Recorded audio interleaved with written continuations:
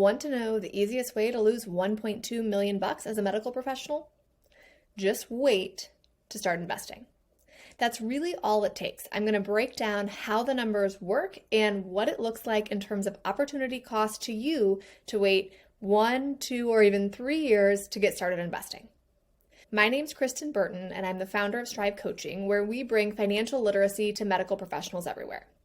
I became a millionaire at 31 by leveraging the principles I'm going to teach you today on investing enough and doing it early enough.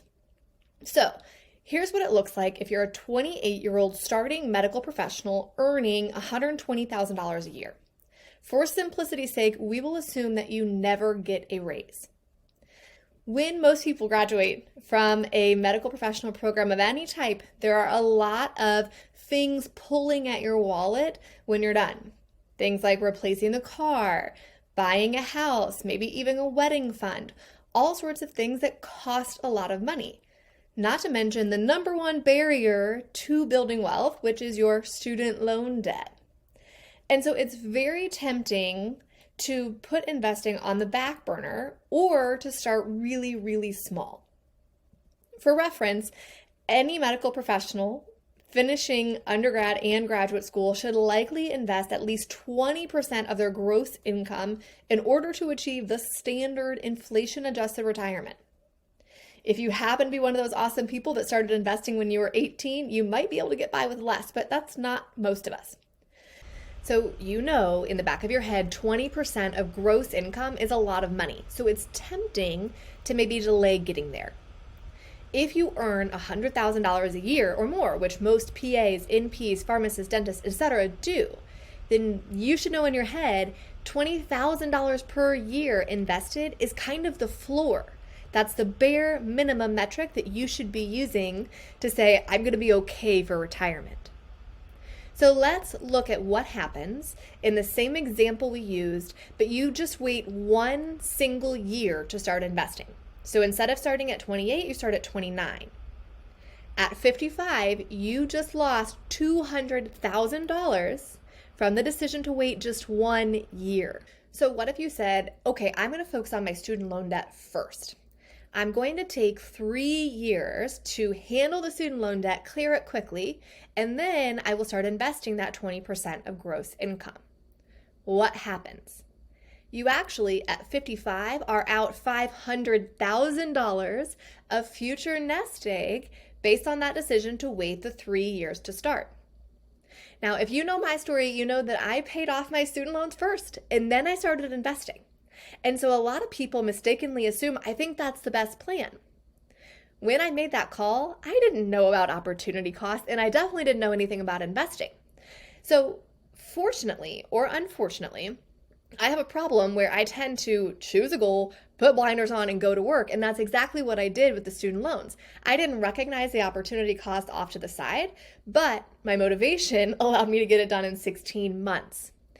So shockingly, actually, my opportunity cost was even bigger than the numbers I'm sharing with you because I was younger than the ages we're using for examples when I finished PA school and did this. Regardless, the decision to say, hey, I'm going to pay off all my debt first before I invest can be very costly, especially if you're not even finishing graduate school until your late 20s or even early 30s.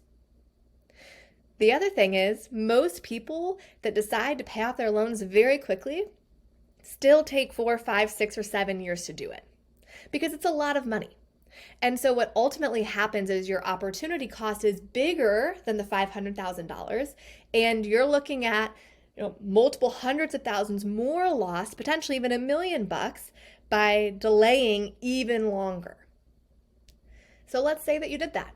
You waited the full 7 years because you were focused on your student loans and the car and the house and the wedding and life, right? I will say, as an aside, it's actually way harder to build in 20% of gross invested after 7 years of lifestyle have happened than at the beginning. But regardless, let's say you did it. And after 7 years, you get started. You've actually cost yourself, by 55, $1.2 million with that single decision to wait. That is opportunity cost. Well, all that means is when you were putting money elsewhere, instead of a place that could have grown for you, that's what you missed out on. There's really two things that move the needle when it comes to building wealth. One is the amount of your income that you put into assets. The other one is how much time you have for the money to compound. People think that when you get started, the rate of return matters a ton, when it turns out it actually matters a lot less than how much you're putting towards investments. So now I'm going to show you what it actually looks like in terms of gain. Why did I start by showing everything to you in terms of loss? Well, human psychology tells us that the fear of loss is way more powerful in terms of motivation than the potential for gain. And so I very intentionally set that up to hopefully get you to go, okay, let me get started now. But regardless, I'm going to show you the gain side of things as well. This is what it looks like if you wait the 7 years. You start at 35 rather than 28. You end up at 55 with 1.1 million, which you may say, hey, look, that's still $1 million, not too shabby. Keep in mind that when you're looking at a standard retirement, $1 million invested converts to $40,000 per year for you to live off of-ish. Now, in this scenario, you would have that at 55, but you can really quickly see that this doesn't make you living a fabulous lifestyle when you're retired. And as a matter of fact, you'd be hard-pressed to replace your current lifestyle with inflation adjustments with these metrics. If you start at 31 rather than 35, you increase your end outcome to $1.7 million.